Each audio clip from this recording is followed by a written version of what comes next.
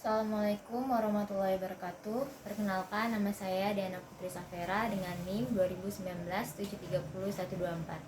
Saya di sini akan melakukan pemeriksaan pada blok neuropsikiatri, yaitu pemeriksaan nevus cranialis untuk memenuhi persyaratan CSL. Pertama, kita akan melakukan pemeriksaan olfaktorius, di mana pemeriksa memastikan menginspeksi lubang hidung pada pasien apakah terjadi sumbatan pada lubang hidungnya. Boleh gerak sedikit, Mas? Pemeriksaan dilakukan pada kedua sisi lubang hidung pasien kanan dan kiri. Selanjutnya, kita dapat meminta pasien untuk memejamkan matanya. Selanjutnya, minta pasien untuk menggunakan jari telunjuknya untuk menutup salah satu lubang hidung pada pasien. Lalu kita dapat memberikan bau-bauan pada pasien dan kita dapat menanyakan bau apa yang pasien cium atau hirup. Boleh pejamkan matanya, Mas. Tutup salah satu lubang hidungnya. Kecium nggak? Wangi apa ya? Wangi bunga. Selanjutnya boleh tutup sebelahnya lagi. Pejamkan matanya. Hirup lagi. Wangi apa? Bunga. Pasien dikatakan normal karena dapat menghirup wangian yang diberikan. Kita akan melakukan pemeriksaan pada nervus opticus, di mana kita sebagai pemeriksa lebih dahulu menginspeksi keadaan mata dari pasien. Apakah terjadi kekeruan pada lensa, kekeruan pada kornea, peradangan, atau bisa terjadi jaringan parut pada mata pasien. Boleh dilihat lebih dahulu, Mas? Selanjutnya, kita dapat meminta pasien untuk menutup salah satu matanya. Boleh tutup salah satu matanya, Mas. Dan nanti tebak ya, jari tangan saya itu angka berapa. Pemeriksa dikondisikan pada jarak antara pasien dan pemeriksa itu 1 meter. Boleh tutup matanya. Ini angka berapa? 1, Ini, 4, ini, 3, ini. 5. Pemeriksaan dilakukan pada sisi kanan dan kiri pada mata pasien. Boleh tutup yang sebelahnya lagi, Mas. Ya, tutup. Tebak ya, ini angka berapa? 1, 5, 3, 2. Karena keterbatasan tempat, seharusnya jika pasien sudah dapat mengatakan angka berapa yang diucapkan, maka selanjutnya pemeriksa dapat mundur ke jarak 2 meter dari pasien dan pemeriksa. Selanjutnya pemeriksa, jika pasien sudah dapat benar menyebutkan angka yang diberikan pada pemeriksa dapat mundur ke jarak 3 meter antara pasien dan pemeriksa. Namun, apabila pasien tidak dapat melihat pada jarak 1 meter, pasien dapat menutup salah satu matanya lagi, lalu pemeriksa dapat melambaikan tangannya. Boleh tutup salah satu matanya, Mas? Apa lihat lambaian tangan saya? Iya. Boleh lihat sebelah satunya lagi? Apa kelihatan lambaian tangan saya? Iya. Apabila sudah pasien dapat melihat dengan baik, maka pemeriksa dapat mundur ke jarak 2 meter antara pasien dan pemeriksa. Pemeriksaan dilakukan secara berkala dari jarak antara pasien pemeriksa dari 1 meter, 2 meter, dan 3 meter. Jika pasien tidak dapat melihat lambaian tangan pemeriksa, maka pemeriksaan visus dapat menggunakan ada atau tidaknya cahaya. Pemeriksaan lapangan pandang atau konfrontasi, di mana pemeriksaan dilakukan pada mata kanan dan kiri pasien. Pertama-tama, pasien dan pemeriksa ada berjarak 50 cm, lalu kita dapat meminta pasien untuk menutup matanya. Lalu pemeriksa juga menutup mata yang berhadapan dengan pasien, dan kita dapat menggerakkan jari, pemeriksa menggerakkan jari dari arah medial atau searah mata angin. Lalu tanyakan pada pasien apakah pasien dapat melihat jari telunjuk atau tangan dari pemeriksa. Mas, sudah tutup salah satu matanya. Lihat mata saya ya, Mas. Apakah lihat jari saya? Iya. Terlihat? Iya. Terlihat? Iya. Terlihat? Iya. Terlihat? Iya. Boleh yang sebelahnya lagi? Apakah terlihat jari tangan saya? Iya. Terlihat? Iya. Terlihat? Iya. Terlihat? Iya. Terlihat? Iya. Kita melakukan pemeriksaan buta warna, di mana pemeriksaan dilakukan pada mata kanan kiri pasien. Pemeriksa dapat meminta pasien untuk menutup salah satu matanya dan menebak objek warna yang diberikan pada pemeriksa. Boleh tutup salah satu matanya, Mas? Ini warna apa? Kuning. Ini warna apa? Merah. Ini warna apa? Hijau. Ini warna apa? Biru. Selanjutnya, pasien dapat menutup mata sebelahnya. Boleh tutup sebelah matanya lagi. Ini warna apa? Hijau. Ini warna apa? Kuning. Merah.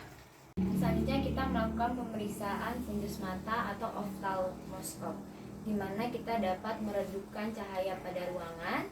Lalu kita dapat menggunakan niadertikum, tapi kita juga harus mengetahui kontraindikasi dan efek samping. Di mana kita menggunakan oftalmoskop, namun di sini saya tidak mempunyai alatnya. Saya akan menjelaskan caranya saja, di mana pemeriksa dapat mendekatkan oftalmoskop ke arah mata pasien kanan. Jika pemeriksaan mata kiri, maka dekatkan ke arah mata kiri dari pasien. Selanjutnya, pasien berjarak 30 cm dengan pemeriksa. Lalu pemeriksa dapat mengevaluasi mata yang diarahkan atau yang didekatkan pada oftalmoskop. Lalu pemeriksa juga dapat melihat retraksinya, lalu dapat melihat pelebaran pupilnya. Selanjutnya, pemeriksa dapat mendekatkan oftalmoskop ke mata pasien sehingga wajah pemeriksa dan wajah pasien dapat berdekatan, di mana pasien boleh berkedip dan boleh menguap, namun pasien dilarang untuk melirik kanan kiri. Pemeriksaan dilakukan pada mata kanan dan kiri pasien. Selanjutnya, di mana pemeriksa juga dapat mengatur dioptrik lensa untuk memperlihatkan gambaran lensa yang lebih jelas dan terfokus. Pemeriksa dapat mengevaluasi pembuluh darah retina, menyusuri hingga ke nasal, sehingga dapat melihat disus optikus atau papil. Selanjutnya, kita dapat mengevaluasi fundus mata pada pasien, nilailah keseluruhan pada pembuluh darah retina, makula, dan sekitar retina lainnya. Selanjutnya, kita akan melakukan pemeriksaan nervus okular. Yang pertama ada pemeriksaan papil, di mana kita menginspeksi terlebih dahulu kesimetrisan bentuk pada papil dari pasien. Dilangsungkan dengan pemeriksaan refleks cahaya, di mana pemeriksa dapat meminta pasien untuk melihat ke arah depan lurus, dan kita dapat menyorotkan mata dan melihat perbesaran papil yang dihasilkan dari refleks cahaya dari pen light. Boleh lihat mata saya?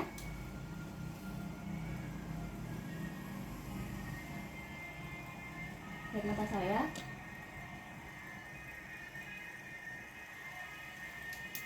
Selanjutnya dilangsungkan dengan pemeriksaan secara tidak langsung, di mana pemeriksa mengamati gambaran atau pelebaran diameter dari pupil yang tidak disoroti oleh cahaya.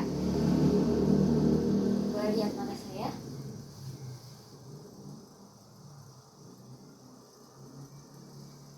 Lalu lihat mata saya lagi.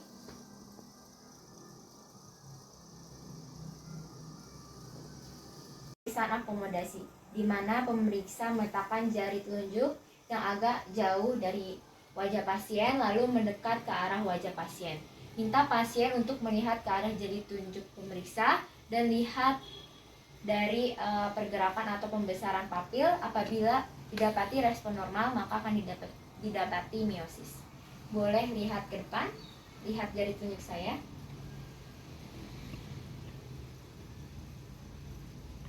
Lihat lagi ya, lihat fokus ke jari telunjuk saya. Selanjutnya kita melakukan pemeriksaan bola mata dan kelopak mata, di mana kita dapat melihat atau menilai dari celah mata atau visura palpebra dari pasien. Kita dapat menilainya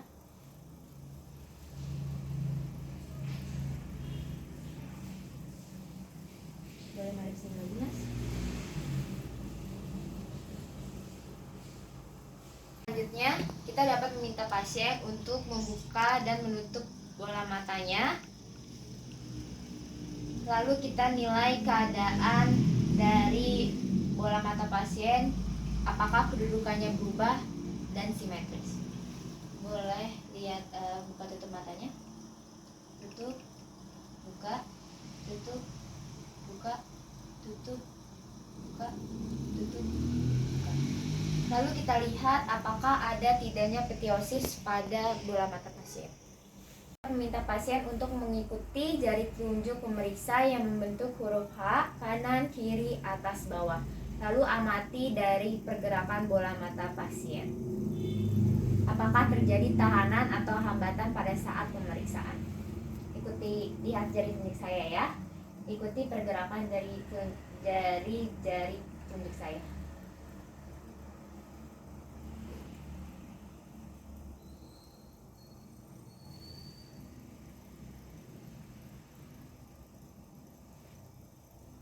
Kita melakukan pemeriksaan konvergensi, di mana minta pasien untuk fokus pada jari telunjuk pemeriksa, lalu yang agak jauhan lalu mendekat ke arah wajah pasien, mundur lagi, lalu mendekat ke arah wajah pasien. Fokuskan pada jari telunjuk saya ya, Mas.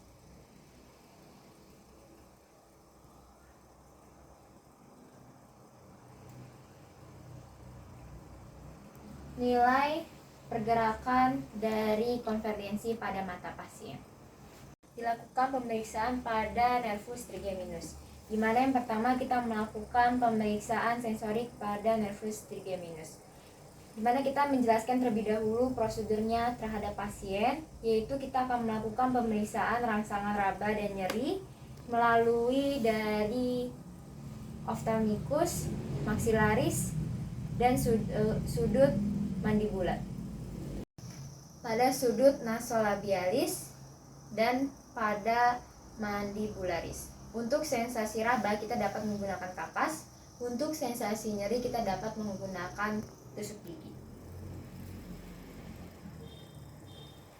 Pada saat pemeriksaan, tanyakan sensasi yang dirasakan pada kedua sisi apakah sama.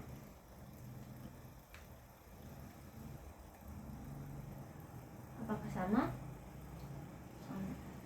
Apakah rabanya sama? Sama. Apakah teraba sama? Sama. Selanjutnya untuk sensasi nyeri kita dapat menggunakan tusuk gigi. Dan tanyakan sensasi nyeri yang dirasakan oleh pasien terhadap kedua sisi apakah sama. Apakah sama? Sama. Apakah sama? Sama. Apakah sama? Sama. Selanjutnya akan dilakukan pemeriksaan refleks kornea, di mana pemeriksa berada di samping atau belakang dari pasien. Minta pasien untuk menggerakkan bola matanya ke salah satu sisi, lalu kita dapat menyentuh kornea dengan menggunakan kapas. Mas, boleh menghadap ke arah sana. Kita lakukan pemeriksaan dari arah lateral. Lakukan pemeriksaan pada kedua sisi dari bola mata pasien.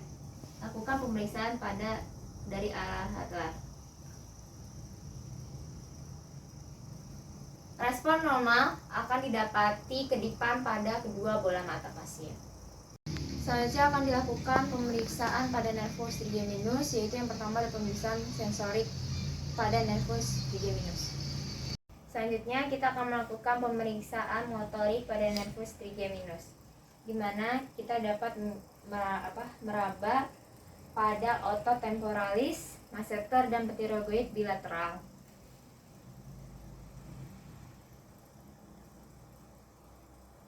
Lalu kita dapat meminta pasien untuk melakukan gerakan menggigit atau mengunyah. Boleh lakukan gerakan mengunyah, Mas? Kita rasakan, bandingkan antara otot sebelah kanan dan kiri pada pasien. Lalu kita dapat meminta pasien untuk membuka mulutnya atau membuka rahangnya. Boleh buka rahangnya, Mas? Buka rahang. Lalu kita dapat menggunakan tong spatel untuk melihat. Boleh buka mulutnya? Buka lebih lebar lagi. melihat ada tidaknya defisiasi di dalam mulut atau rahang pada pasien. Selanjutnya kita dapat meminta pasien untuk memaju dan depan belakang rahang untuk melihat kesimetrisan pada rahang bawah. Boleh maju di depankan rahangnya, Mas. Lalu ke belakangnya. Kita dapat melihat kesimetrisan dari rahang pasien. Selanjutnya, kita dapat meminta pasien untuk menggigit spatula dengan menggunakan gigi geraham. Minta pasien untuk menggigit spatula dengan sekuat-kuatnya. Boleh buka mulutnya. Gigit sekuat-kuatnya, Mas.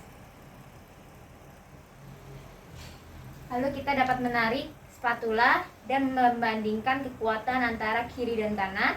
Lalu bandingkan juga gigi kekuatan atau bekas gigitan geraham pada kanan dan kiri pada spatula. Selanjutnya kita dapat melakukan pemeriksaan rahang atau pemeriksaan jaw refleks, di mana kita dapat minta pasien untuk membuka mulutnya, tidak terlalu lebar. Boleh buka mulutnya, Mas. Santai saja dalam keadaan rileks. Lalu pemeriksa meletakkan jari telunjuknya di atas dagu. Lalu kita dapat mengetuk dengan menggunakan palu refleks.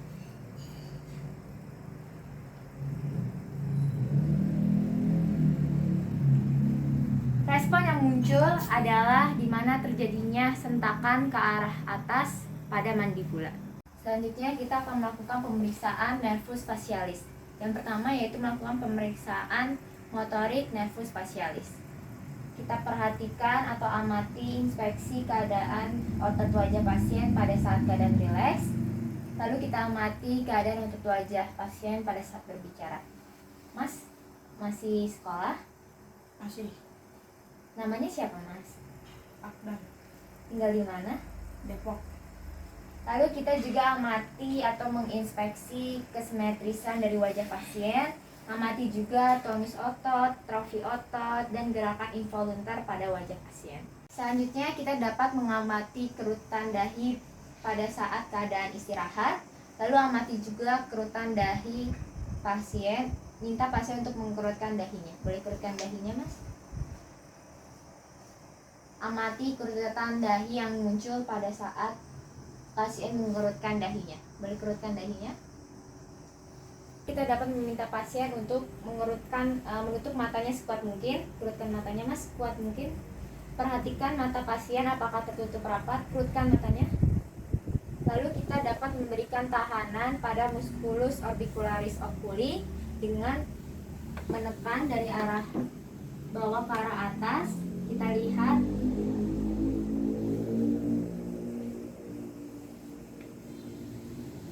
di mana kita memberikan dorongan dari arah alis ke arah atas untuk melihat keadaan musculus orbicularis oculi. Kita dapat meminta pasien untuk tersenyum lebar.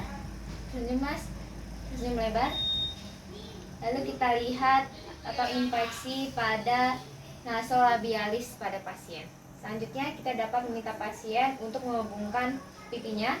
Meminta pasien untuk mengembungkan pipi pasien. Boleh mengembungkan pipinya. Lalu kita beri tahanan dengan menggunakan jari telunjuk. Lalu kita lihat apakah ada kebocoran atau mengeluarkan udara dari mulut pasien. Selanjutnya kita dapat meminta pasien untuk mengatupkan rahang bawah dan rahang atas pasien.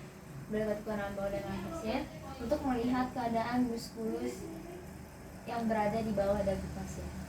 Melakukan pemeriksaan orbicularis oculi, di mana yaitu refleks pada supraorbita atau glabella, di mana pemeriksa berada di samping atau berada di belakang pasien.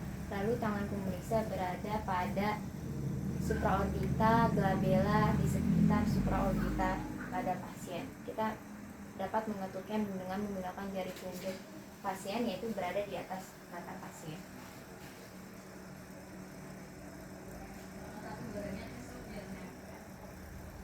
Respon yang muncul berupa kedipan mata pada kedua mata pasien.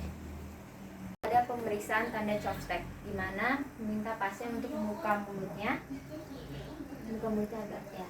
Selanjutnya kita dapat mengetukkan dengan menggunakan jari telunjuk atau menggunakan palu refleks pada percabangan nervus facialis.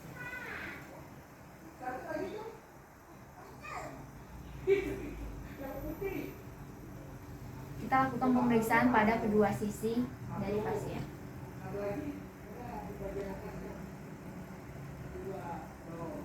Respon positif didapati apabila terdapat gerakan pada bibir. Selanjutnya kita akan melakukan pemeriksaan nervus cochlearis. Yang pertama kita melakukan pemeriksaan tes rina. Karena keadaan saya tidak mempunyai garpu tala, maka saya akan melakukan dengan alat garpu, di mana pemeriksa meletakkan garpu tala pada prosesus mastoideus dengan kekuatan 256 sampai dengan 512 Hz.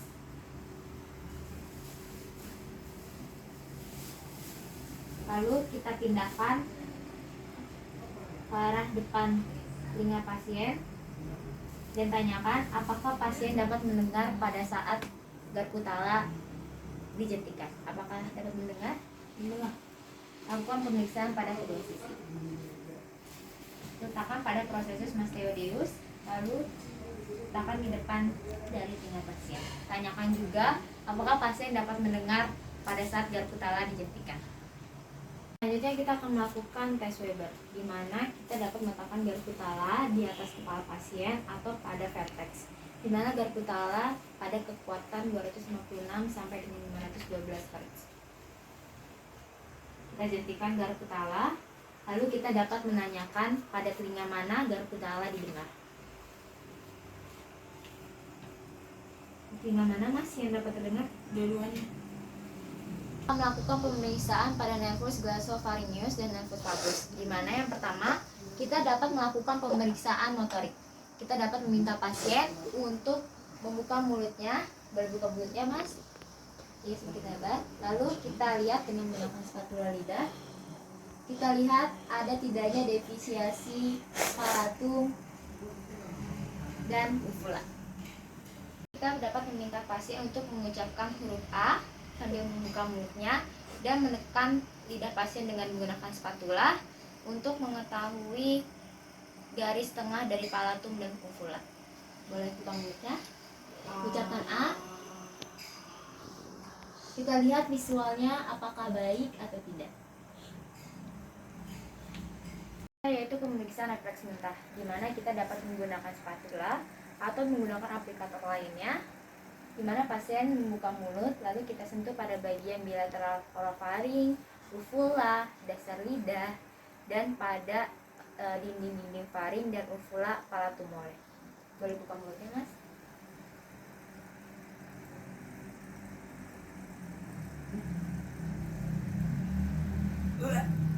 Kita lihat atau perhatikan refleks mentah yang ditimbulkan. Selanjutnya kita melakukan pemeriksaan nervus accessorius, di mana yang pertama itu melakukan pemeriksaan pada otot sternocleidomastoideus, di mana kita dapat meminta pasien untuk menolehkan kepalanya pada salah satu sisi, lalu pemeriksa berada di samping atau belakang pasien, di mana pemeriksa memberikan tahanan pada dagu pasien. Lalu minta pasien untuk menahan atau menoleh ke arah depan dan melawan tahanan pada saat pemeriksaan. Boleh nengok pada salah satu sisi mas?